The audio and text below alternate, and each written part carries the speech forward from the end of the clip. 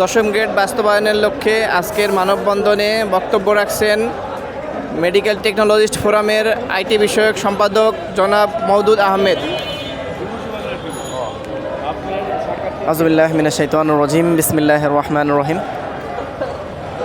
দশম গ্রেড বাস্তবায়নের দাবিতে মেডিকেল টেকনোলজিস্ট ফোরাম সহ টিম রণভেরি, ডিজিএফপি এবং তারুণ্যের শক্তি ফার্মাসিস্ট পরিষদ কর্তৃক আয়োজিত আজকের এই জাতীয় প্রেস ক্লাবে আমরা মানববন্ধন করার জন্য একত্রিত হয়েছি। আমাদের সবার মূল এবং অভিন্ন দাবি হচ্ছে দশম গ্রেড বাস্তবায়ন। আমরা দশম গ্রেড কেন চাই? বাংলাদেশের প্রেক্ষাপটে যেখানে সকল ডিপ্লোমাধারীরা দশম গ্রেড পেয়েছে, বিশেষ করে 1996 সালে যখন সর্বপ্রথম পলিটেকনিকেরা দশম গ্রেড পেল, তার পরবর্তীতে যারা সায়েন্স, আর্টস, কমার্স সব ব্যাকগ্রাউন্ড থেকেই ডিপ্লোমা নার্সিং করে তারাও পরবর্তীতে 2000 সালে দশম গ্রেড বাস্তবায়ন হলো। এর পরবর্তীতে বাংলাদেশ কৃষি ডিপ্লোমা যারা করে তারাও দশম গ্রেড পেল, কিন্তু একমাত্র আমরাই অবহেলিত জাতি হিসেবে এখন পর্যন্ত দশম গ্রেডে দেখা পাইনি। সেই হিসেবে আমরা দীর্ঘ 20 বছরের অধিক সময় ধরে আন্দোলন করে যাচ্ছি।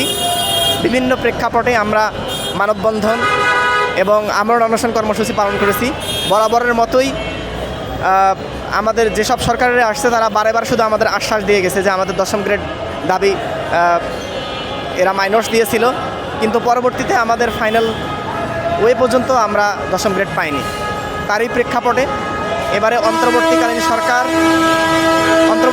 সরকারের স্বাস্থ্য উপদেষ্টা জনাব নূরজাহান বেগম ম্যাডাম আমাদের আশ্বাস দিয়েছিল যে আপনাদের দশম গ্রেড দাবি বাস্তব, এটা যৌক্তিক দাবি, এবং তিনি মোটামুটি সম্মতি প্রকাশ করেছিল তিনি এটা করে দিবেন এবং এটার পক্ষে থাকবেন। কিন্তু আমরা দেখতেছি যে দিনের পর দিন যাচ্ছে, শুধু কালক্ষেপণ হচ্ছে, সেখানে আমরা এখন পর্যন্ত আমাদের দশম গ্রেডের দেখা পাইনি। তার লক্ষ্যে আমরা এই মাসের শুরু থেকে 3রা নভেম্বর থেকে আমরা জাতীয় প্রেস ক্লাবে এবং বিভাগীয় পর্যায়গুলোতে মানববন্ধন করে আসছি। তো আজকে আবার আমরা মানববন্ধন করার উদ্দেশ্য হচ্ছে আমরা এই মানববন্ধন থেকে স্পষ্ট ঘোষণা দিতে চাই, যদি আমাদের দশম গ্রেডের দাবি মেনে নেওয়া হয় এবং অতি দ্রুত প্রজ্ঞাপন জারি করা না হয়, তাহলে আমরা কর্মবিরতির মতো কঠিন অবস্থানে যেতে বাধ্য হব। আমাদের দশম গ্রেডের ফাইল ওয়ার্কিংয়ের কাজ বর্তমানে জনপ্রশাসন মন্ত্রণালয়ে রয়েছে, কিন্তু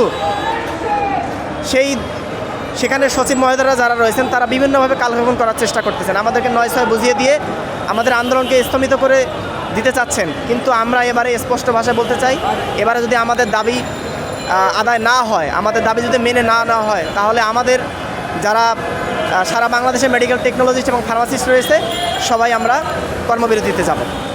ধন্যবাদ।